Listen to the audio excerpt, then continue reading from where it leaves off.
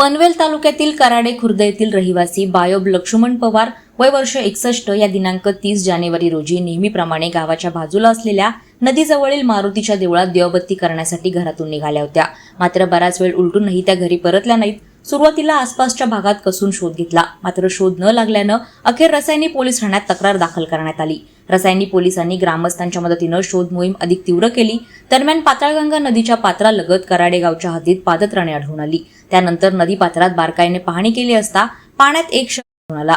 Police निरीक्षक माळी, ग्रामस्थ आणि हेल्थ फाउंडेशनच्या संयुक्त प्रयत्नांतून महिलेला पाण्यातून बाहेर काढण्यात आलं. ही संपूर्ण घटना तुंगारतण शाळेच्या मागील बाजूस नवीन ब्रिजचे काम सुरू असलेल्या ठिकाणी रसायनी पोलीस स्टेशनच्या हद्दीत कराडे गावाजवळ घडली. वैद्यकीय तपासणीनंतर बायोब लक्ष्मण पवार यांना मृत घोषित करण्यात आले. या घटनेमुळे कराडे गुळसुंदे परिसरात शोकाकुल वातावरण निर्माण झालं असून रसायनी पोलीस अधिक तपास करतायत. वादळवारा लाईव्हसाठी अर्जुन कदम, चौक. नवी मुंबई व रायगड जिल्ह्यातील ताज्या बातम्या आणि घडामोडींसाठी सबस्क्राईब करा वादळवारा लाईव्ह चॅनल आणि दाबा बेल आयकॉन.